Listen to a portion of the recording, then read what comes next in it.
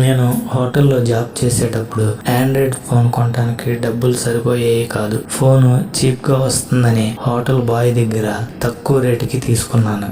రేపు morning SIM ఇప్పిద్దామని ఈరోజు night ఆ ఫోన్ని అలాగే ఉంచాను. అర్ధరాత్రి ఫోన్ రింగ్ అవుతుంది. ఫోన్లో సిమ్ లేదు, కానీ రింగ్ అవుతుంది. నాకు చూసి బాగా భయం వేసింది. భయపడిపోయాను. ఫోన్ ఎత్తలేదు. అలా రింగ్ అవుతుందని నేను సిమ్ వేయించకుండా ఉంచాను. మళ్ళీ నెక్స్ట్ డే రోజు అదే టైం అర్ధరాత్రి ఫోన్ రింగ్ అయ్యేది. నేను మా హోటల్లో సార్తో చెప్తే ఆయన నమ్మల. నువ్వేదో కలగని ఉంటావు, భ్రమపడి ఉంటావు, అలా ఏం జరగదు అని అస్సలు నమ్మలేదు. సర్లే అలా రింగ్ అవుతుందని నేను సిమ్ దాంట్లో ఆ ఫోన్లో సిమ్ వేయకుండా ఉంచాను. ఒకరోజు మధ్యాహ్నం 1 గంటకి రింగ్ అవుతుంది. మధ్యాహ్నం నైట్ అర్ధరాత్రి 2 పూట్ల రింగ్ అవటం మొదలెట్టింది. అసలు ఎందుకు ఎవరో చూద్దామని కాల్ లిఫ్ట్ చేస్తే ఒక లేడీ ఎవరో హలో అన్నారు. అదొక వేడు వాయిస్తో.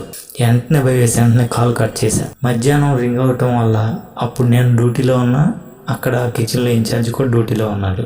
ఆయనకి సార్ ఇదిగో చూడండి, ఫోన్లో సిమ్ లేదు, ఛార్జింగ్ పెట్టా కానీ ఫోన్ రింగ్ అవుతుంది, అన్నోన్ నెంబర్ అని చూపిస్తుంది అన్న.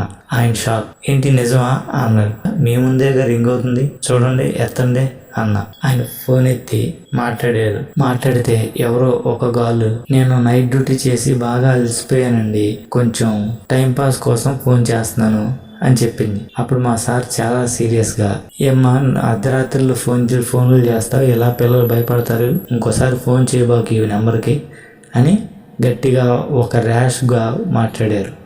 ఆ మాట్లాడి ఫోన్ పెట్టేసి ఈసారి నుంచి కాల్ రాదులే అన్నాడు. అప్పటి నుంచి ఇంకా కాల్ రాలేదు. ఎందుకైనా మంచిదని ఆ ఫోన్ వాడటం భయం వేసి నేను అతనికే ఇచ్చేసా.